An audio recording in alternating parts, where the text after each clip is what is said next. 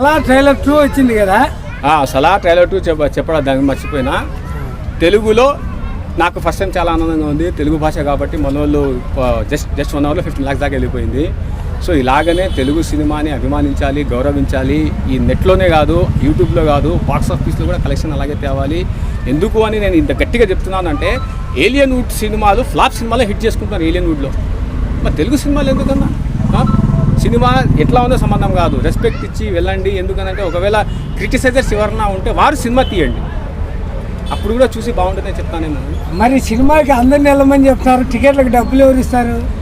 నాకు కూడా కోపం వచ్చిందబ్బా, రేట్లు పెంచిండ్రు. మరి ఫ్యామిలీకి వెళ్ళాలంటే 2000 కావాలా? జీవితం ఏ బ్యాంక్ లోన్ తీసుకోవాలా సార్? సలా సినిమా చూడాలి, ఒక లోన్ ఏమైనా శాంక్షన్ చేయండి సార్ అని చెప్పి తీసుకోవాలి. రేట్ పెరిగిపోయిందబ్బా, నాకు కూడా బాధ అనిపించింది. లాస్ట్ సారి రిలీజ్ ఫిక్స్ తీసుకున్నానా, అప్పుడు హ్యాపీగా ఫీల్ అయినా. ఇప్పుడు ఈ టికెట్కి భర్తీ చేయాలంటే ఇంక 1000 రూపాయలు ఏడంగా అడుక్కోవాలి. ఇంకా సిగ్నల్ దగ్గర పోయి సలార్ సినిమా చూడాలి, దయచేసి టికెట్ చేయండి.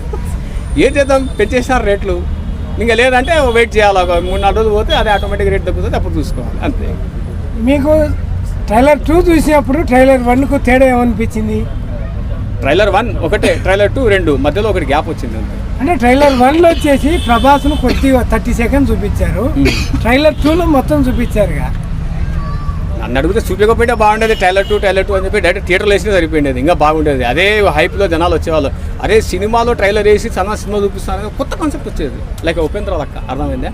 ఉపేంద్ర ఒక బ్లాక్ స్క్రీన్ చూపించాడు కదా, ఆ విధంగా ఈసారి నెక్స్ట్ మన ప్రభాస్ అదే సినిమా వస్తుంది కదా, ఆ ప్రభాస్ సినిమా కాదు ఎవరి సినిమా అయినా సరే ట్రైలర్ రేపు అని చెప్పేసి డైరెక్ట్ థియేటర్లో వేసేయండి, ట్రైలర్ వేయండి, తర్వాత సినిమా వేయండి, కొత్తగా ఉంటుంది. ఇది నేను చెప్తాను. అదే డిసెంబర్ 22న డంకీ కూడా రిలీజ్ అవుతుంది. కాదే షారుఖ్ ఖాన్ తర్వాత అదే కెమెరామ్యాన్ ఫోకస్ కరికే యాంకర్కి ఏం మాట్లాడు. డంకీ ఇప్పుడు ఆ సినిమా జానర్ వేరు, ఈ సినిమా జానర్ వేరు. ఇది వైలెంట్, అది సైలెన్స్, అంతే తేడా. మిగతాది సేమ్ టు సేమ్. 24 frames.